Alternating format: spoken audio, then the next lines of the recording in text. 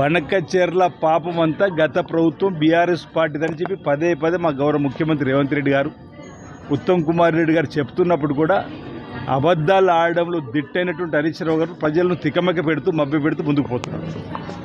2016 apex committee chairman జలవనరుల శాఖ మార్చులు ఢిల్లీలో జరిపినటువంటి మీటింగ్లో అప్పటి ముఖ్యమంత్రి హోదాలో కేసీఆర్ గారు, అప్పటి నీటిపారుదల శాఖ మంత్రి హోదాలో హరీష్ రావు గారు పాల్గొన్న మినిట్స్లో గోదావరి జలాలు 3000 టీఎంసీ ఉంది అనేటువంటి ఒక తీర్మానం, ఆ తీర్మానం కూడా చూపించినాం.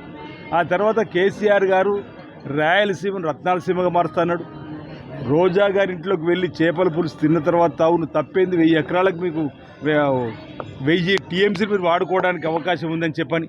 ఆ తర్వాత 2019లో 4 సార్లు తర్వాత జగన్మోహన్ రెడ్డి ముఖ్యమంత్రి అయిన తర్వాత ప్రగతి భవన్లో జగన్మోహన్ రెడ్డి గారితో మాట మంత్రి 4 మీటింగ్లలో కూడా తీసుకువెళ్ళండి మీరు చెల్లని చెప్పని అన్ని క్లిప్పింగ్లోని ఈరోజు రాష్ట్ర ప్రజానీకానికి చూపెడుతున్నప్పటికీ కూడా ఈరోజు ఇప్పుడు తెలుగుదేశం అధినేత వెళ్ళి చంద్రబాబు నాయుడు గారు కేంద్రంలో మద్దతు ఇస్తున్నాం కాబట్టి మాకు ఈరోజు ప్రతినిత్యం అధికారికంగా 3 టీఎంసీలు అని చెప్తున్నారు. 4 టీఎంసీలు బనకచెర్ల ప్రాంతం నుంచి వెళ్ళి గోదావరి జిల్లాల నుంచి కృష్ణా జిల్లాలకు, కృష్ణా జిల్లా నుంచి పెన్నాకు తీసుకుపోయినటువంటి ప్రయత్నం చేస్తుంటే ఈరోజు తెలంగాణ రాష్ట్ర ప్రజల ప్రయోజనాలు కాపాడడానికి గౌరవ ముఖ్యమంత్రి రేవంత్ రెడ్డి గారు, ఉత్తమ్ కుమార్ రెడ్డి గారు ప్రయత్నం చేస్తూ ఈరోజు జనవరిలో ఒక లేఖ రాసినాం, బనకచెర్లకు మేము వ్యతిరేకమైన.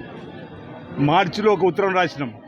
మొన్న పోయిన నెల 28వ తేదీన జలవనరుల శాఖ తరఫున ఒక ఉత్తరం ఏమొచ్చింది, ఇప్పటివరకు మాకు DPR రాలేదు అనేటువంటి మాట. కానీ వేగంగా ఆర్థిక శాఖ అనుమతులు కూడా కావాలని చెప్పి చంద్రబాబు నాయుడు గారు చేస్తున్నటువంటి ప్రయత్నం చూసిన తర్వాత ఆల్ పార్టీ ఎంపీల మీటింగ్ పెట్టినప్పుడు సందర్భంలో వాస్తవాలను ప్రెస్ మీట్ ద్వారా చెప్పే ప్రయత్నం చేస్తే ఇంకా ఇందుకు తప్పైంది క్షమించండి అని చెప్పి రాష్ట్ర ప్రజలకు హరీష్ రావు గారు ఆయన చెప్పవలసింది పోయి ఇంకా మీ మీద మేలుకొల్పిన ప్రభుత్వం చెప్పనేటువంటి పదే పదే అబద్ధపు ప్రచారం చేయడానికి రాష్ట్ర ప్రజలు దయచేసి గమనించాలి. ఈ బనకచెర్ల ఈ ప్రతినిత్యం 3 టీఎంసీల నీరు గోదావరి జలాల నుంచి కృష్ణా జలాలకు మార్పుకొని పెన్నాకు తీసుకుపోవడానికి చేసేటువంటి పాపం బీఆర్ఎస్ ప్రభుత్వ హయాంలో జరిగిందనే మాట చెప్తా ఉన్నాం. ప్రజలు గమనిస్తున్నారు మీ మాట తీరును. ఈరోజు మేము 100కి 100 968 టీఎంసీలు గోదావరి జలాలు మా వాటా మాకు దక్కిన తర్వాతనే మేము ఇతరత్ర ఒప్పుకుంటాం తప్ప ఈరోజు సమ్మక్కకి ఈరోజు సమ్మక్క సాగర్కి అనుమతి రావాలి, ఇంకా రాలే. ఆంధ్రప్రదేశ్ అడ్డుకుంటున్నది. ఇక్కడ 9 నిర్మాణం చేసుకోవాలి గోదావరి జలాల పైన.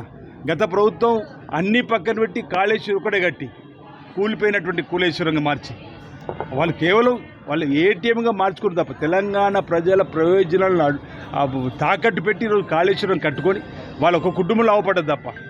ఈరోజు మీరు ఒకటి గమనించాలి, కాళేశ్వరంలో చుక్క నీరు వాడకుండా కాళేశ్వరంలో భాగంగా మేడిగడ్డ, అన్నారం, సుందిల్ల ఈ 3 ప్రాజెక్టులలో గత సంవత్సరము వర్షాకాలం నీరు కానీ ఇప్పుడు కానీ చుక్క నీరు వాడకుంటేనే దేశంలోని తెలంగాణ అత్యధిక వడ్ల పంటను పండించిందంటే కాళేశ్వరంతో సంబంధం లేకనే కదా. దేవుడు వర్షాలు ఇచ్చిండు. గతంలో కాంగ్రెస్ పార్టీ కట్టిన ప్రాజెక్టుతో SRSP, నాగర్సాగర్, Srisailam, Kadem, Nizam Sagar, LMD, MMD ఈ విధంగా చెప్పుకుంటూ అనేక ప్రాజెక్టులు ఆనాడు నిర్మాణం చేసినటువంటి వాడే జరిగింది. ఈరోజు అబద్ధాలు ఆడడంలో హరీష్ రావు గారి దిట్ట ప్రజలందరూ కూడా అర్థమైపోయింది. ఈ బనకచెర్ల పాపం ఆనాడు కేసీఆర్ గారిది 2016లో సాక్షాత్తు అపెక్స్ కమిటీ చైర్మన్ ఢిల్లీ దగ్గర జనరల్ శాఖ మార్చుల దగ్గర మినిట్స్ ఉంది. 3000 టీఎంసీలు ఉన్నాయి. అసలు 3000 టీఎంసీ ఎక్కించి వస్తున్నాయని ఇప్పుడు ఆయన చెప్పాలి, కనుక్కున్నటువంటి ఆ కేసీఆర్ గారు చెప్పాలి. మనకు 968 టీఎంసీలు, మనకు 400 పై టీఎంసీలు ఆంధ్రాకు వాడుకోవాలని చెప్పని ఈరోజు అంటే మనము మిగులు జలాలకు ఎక్కడ కూడా అనుమతులు రావు. ఆయకట్టుకు సంబంధించి నికర జలాలపైనే మనకు అనుమతులు వస్తాయి. ఈరోజు మిగులు జలాల గురించి వాళ్ళు మాట్లాడుతున్నారు. కృష్ణాలో కూడా మనకు 299కే పరిమితం చేసారు వీళ్ళ స్మితా సబర్వాల్ గారు చేసినటువంటి నిర్వాహకం వల్ల, ఆ ప్రభుత్వం చేసినటువంటి నిర్వాహకం వల్ల. దానిపైన కూడా అంటే ఇప్పుడు గోదావరి రివర్ బోర్డు దగ్గర మనం ఆబ్జెక్షన్ చెప్తున్నాం, కృష్ణా రివర్ బోర్డు దగ్గర మనం ఆబ్జెక్షన్ చెప్తున్నాం.